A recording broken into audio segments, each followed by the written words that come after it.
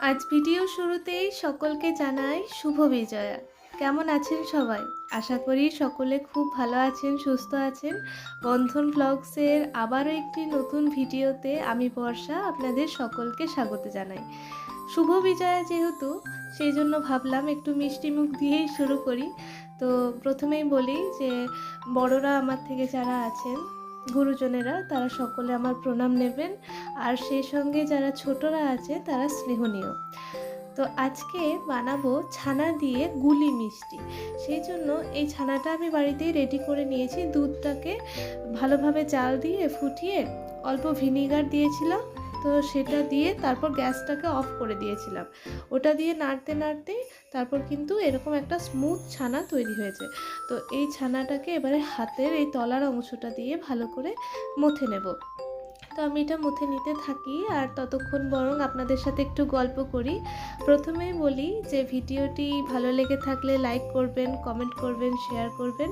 আর চ্যানেলে নতুন হয়ে থাকলে অবশ্যই চ্যানেলটি সাবস্ক্রাইব করে পাশের বেল বাটনটি ক্লিক করে দেবেন, যাতে পরের ভিডিও নোটিফিকেশন আপনাদের কাছে সহজেই পৌঁছে যায়। তো এই যে ছানাটা আমার অনেকটাই মথা হয়ে গেছে, কিন্তু ভালোভাবে যতক্ষণ না স্মুথ হবে না, এই কাজটাই একটু ধৈর্য নিয়ে করতে হবে আপনাদেরকে। তো এটা করার পর আমি এর মধ্যে বেশ কিছু উপকরণ মিশিয়ে দেব। আর আমার গলার অবস্থা একেবারেই খারাপ। তো দুর্গাপুজোর কারণে আমি, যেহেতু আমাদের বাড়িতে পুজো হয় না, সেই কারণে আজ বেশ কিছুদিন ভিডিও দিতে পারিনি, ওইদিকে একটু ব্যস্ত ছিলাম।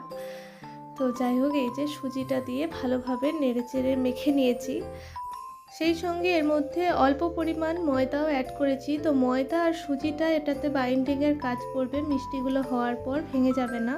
আবার অতিরিক্ত পরিমাণে দিয়ে দিলে কিন্তু মিষ্টিগুলো শক্ত হয়ে যাবে, সেই জন্য একদম পরিমাণে এটা কম মেশাতে হবে।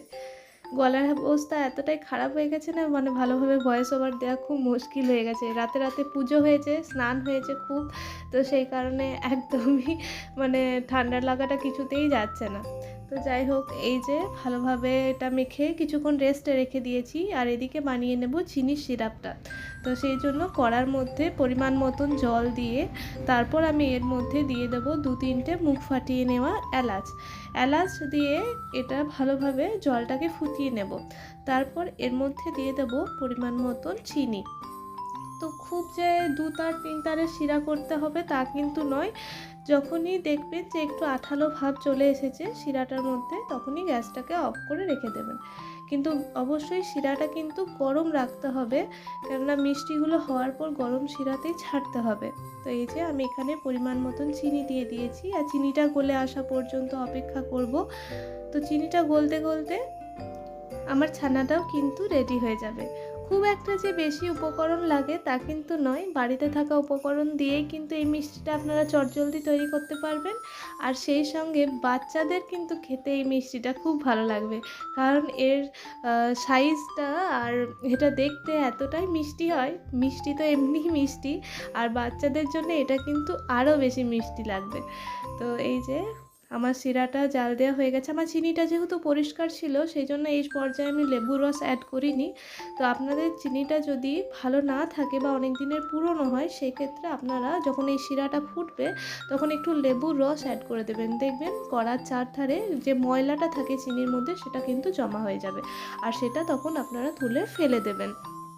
এবার চলে এসেছি এই যে ছানাটা থেকে এবার ছোট্ট ছোট্ট গুলির আকারে মিষ্টিগুলো তৈরি করে নিতে। আগে মিষ্টিগুলো রেডি করে নেব। তো তার জন্য হাতের মধ্যে, দুটো হাতের চেটোর মধ্যেই আমি একটু ভালো করে ঘি মাখিয়ে নিচ্ছি। ঘিটা দিলে গন্ধটাও ভালো আসে আর খেতেও ভালো লাগে। তো হাতে আগে একটু ঘি লাগিয়ে নিলাম, তারপর এর মধ্যে থেকে অল্প অল্প করে লেচির মতন কেটে নিয়ে ছোট্ট ছোট্ট এরকম গুলির আকারে মিষ্টিগুলো গড়ে নেব।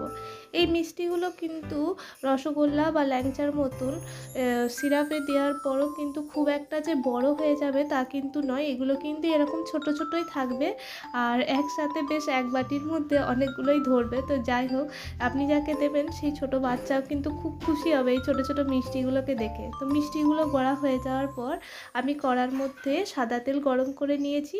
এবারে একদম লো ফ্লেমে রেখে, মানে মিডিয়াম ফ্লেমেও কিন্তু নয়, একদম লো ফ্লেমে রেখে ধৈর্য ধরে এবারে মিষ্টিগুলোকে ভেজে নেব।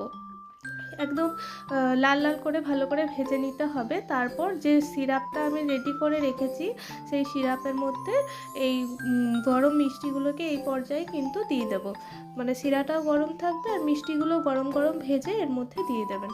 তাহলেই কিন্তু একেবারে এটা আরও 10-15 মিনিট ওই রসে ভেজার পর একেবারে খাওয়ার জন্য রেডি হয়ে যাবে।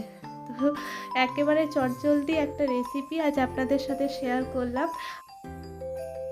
আর আরেকটা কথা আপনাদের সাথে শেয়ার করি, এই যে মিষ্টিগুলো যখন আপনারা ভাজবেন তখন কিন্তু এক পিঠটা লাল হোক তারপরে অন্য পিঠটা উল্টে দেবো এরকমভাবে কিন্তু ভাজবেন না।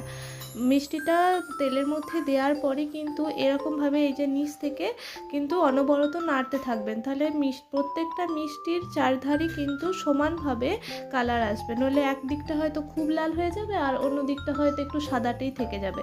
তো ওরকমভাবে করলে কিন্তু মিষ্টিগুলো দেখতে ভালো হবে না আর পারফেক্টলি কিন্তু কুক হবে না ভেতর থেকে। তো এই যে মিষ্টিগুলো আমার প্রায় ভাজা কমপ্লিট। মিষ্টিগুলো ভালোভাবে লালচে করে ভেজে নেওয়ার পর এগুলো গরম রসে 10 মিনিট ভিজিয়ে রাখলে কিন্তু একেবারে খাওয়ার জন্য রেডি। আসুন একটু গল্প করি মিষ্টিগুলো ভাজতে ভাজতে। তো পুজো আপনাদের সকলের কেমন কাটলো অবশ্যই কিন্তু কমেন্টে জানাবেন। আর আমাদের এদিকের পুজো কিন্তু খুব ভালো কেটেছে, বৃষ্টি কিন্তু হয়নি। আগে যে বৃষ্টির সতর্কতা জারি করা হয়েছিল সেই জন্য একটু চিন্তাতেই ছিলাম, যেহেতু আমাদের বাড়ির পুজো সেক্ষেত্রে অনেক নিয়ম অনেক আচার অনুষ্ঠান থাকে। সেই সঙ্গে পুজোর সময় বৃষ্টি হলে কি মনটা ভালো লাগে বলুন তো। তো যাই হোক সেদিক থেকে নিশ্চিন্ত হওয়া গেছে, বৃষ্টি হয়নি। আর আপনারা কে কেমন পুজো কাটালেন অবশ্যই কিন্তু জানাবেন। আর এতক্ষণ থেকে ধৈর্য নিয়ে যারা ভিডিওটি দেখলেন তাদের সকলকে আমি অসংখ্য ধন্যবাদ জানাই। আপনাদের সঙ্গে দেখা হচ্ছে আবার নেক্সট ভিডিওতে। ততক্ষণ সকলে ভালো থাকুন, সুস্থ থাকুন। ধন্যবাদ।